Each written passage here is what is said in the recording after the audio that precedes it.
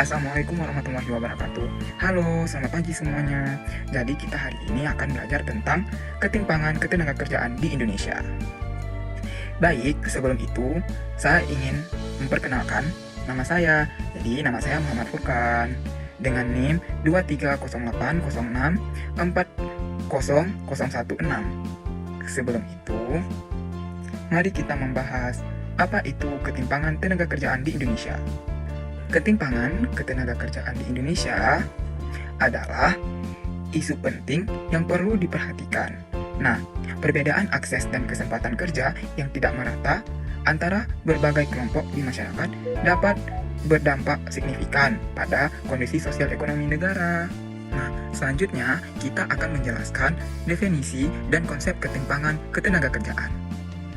Nah, apa sih definisi ketimpangan ketenagakerjaan? Nah, definisi ketimpangan ketenagakerjaan mengacu pada perbedaan akses, kesempatan, dan kondisi kerja yang tidak adil di antara berbagai kelompok pekerja. Nah, apa aja sih konsep ketimpangan ketenagakerjaan? Nah, konsepnya itu, ketimpangan ketenagakerjaan mengacu pada perbedaan akses, kesempatan, dan kondisi kerja yang tidak adil di antara berbagai kelompok pekerja. Baik, selanjutnya kita akan menjelaskan tentang faktor-faktor yang mempengaruhi ketimpangan ketenagakerjaan. Nah, yang pertama itu ada di faktor pendidikan. Nah, di faktor pendidikan ini, akses dan kualitas pendidikan yang tidak merata mengakibatkan perbedaan keterampilan dan produktivitas pekerjaan. Nah, sedangkan yang kedua ada infrastruktur. Nah, di infrastruktur, ekonomi dan akses teknologi yang tidak merata antara daerah menyebabkan kesenjangan produktivitas. Contohnya, bisa kita lihat seperti di Pulau Jawa dengan Pulau Sulawesi. Nah, bahwa Pulau Jawa lebih merata dibandingkan Pulau Sulawesi. Selanjutnya ada diskriminalisasi. Nah, apa sih yang dijelaskan dalam diskriminalisasi? Nah, di sini menjelaskan praktik diskriminalisasi dalam rekrutmen, promosi, dan kompensasi. Nah, selanjutnya kita masuk ke dalam faktor diskriminasi.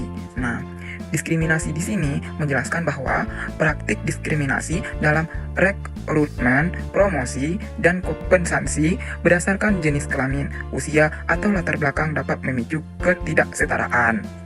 Selanjutnya kita akan menjelaskan tentang faktor kebijakan.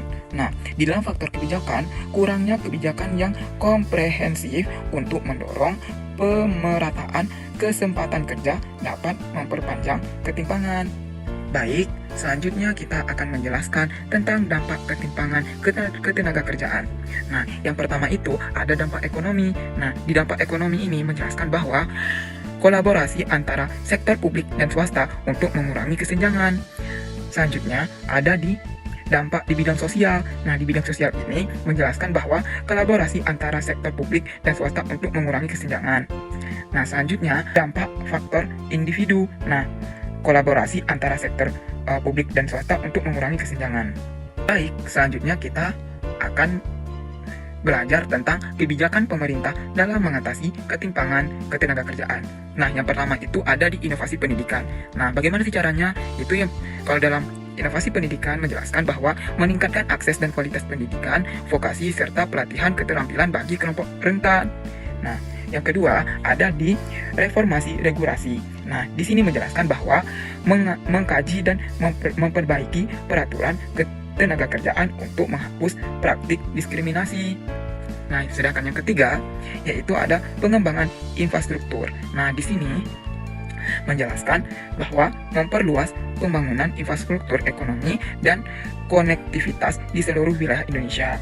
Sedangkan yang keempat yaitu koordinasi lintas sektor. Jadi di sini menjalin kolaborasi antara pemerintah, swasta, dan masyarakat untuk mengatasi ketimpangan. Baik, selanjutnya kita akan masuk ke dalam peran swasta dan masyarakat untuk mengatasi ketimpangan pekerjaan. Yang pertama itu ada tanggung jawab sosial. Nah, tanggung jawab sosial ini menjelaskan bahwa perusahaan menerapkan praktik ketenagakerjaan yang adil dan inklusif. Yang kedua yaitu ada pemberdayaan masyarakat. Nah, di sini menjelaskan ketimpangan ketenagakerjaan mengacu pada perbedaan akses, kesempatan, dan kondisi kerja yang tidak adil di antara berbagai kelompok pekerja. Nah, sedangkan yang ketiga, kemitraan strategis. Nah, di sini menjelaskan kolaborasi antara sektor publik dan swasta untuk mengurangi kesenjangan.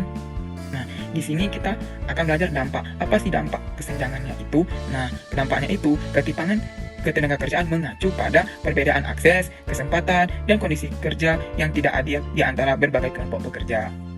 Nah, di sini bisa kita lihat bahwa kondisi ketenagakerjaan di Indonesia tahun 2021 sampai 2023. Nah, di sini ada angkatan kerja, pengangguran terbu, dan ada yang bekerja. Bisa kita lihat jumlah-jumlahnya.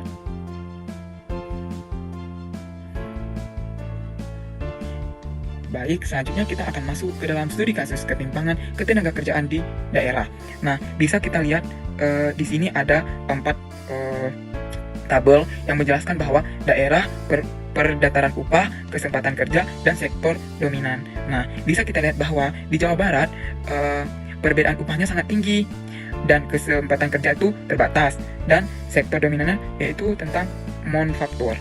Nah, bisa kita lihat juga di daerah Kalimantan Timur. Nah, perbedaan upahnya itu sedang dan kesempatan kerja itu kurang merata, dan sektor dominannya itu pertambangan. Sedangkan di Papua yaitu perbedaan upahnya sangat rendah dan kesempatan kerja itu sangat terbatas, dan sektor dominannya itu tentang lebih ke pertanian. Nah, sekarang kita masuk ke dalam kesimpulan dan rekomendasi. Nah, yang pertama itu ada identifikasi faktor. Nah, di sini kita harus memahami faktor-faktor yang menyebabkan ketimpangan ketenagakerjaan. Nah, yang kedua itu ada intervensi strategi. Nah, di sini juga kita harus merancang kebijakan dan program yang komprehensif untuk mengurangi kesenjangan. Yang ketiga, ada kolaborasi pemangku kepentingan. Nah, di sini kita harus melibatkan pemerintah, swasta, dan masyarakat dalam upaya pemerataan kesempatan kerja masyarakat. Nah, selanjutnya kita masuk ke dalam dokumentasi. Nah, bisa kita lihat bahwa di sini sangat banyak orang yang memerlukan pekerjaan. Dari 3 foto ini bisa kita simpulkan bahwa saat ini sangat banyak orang yang membutuhkan tenaga kerjaan. Terima kasih. Cuma ini yang bisa kita mempelajari untuk hari ini. Jadi kita next untuk hari selanjutnya. Bye, sampai jumpa lagi.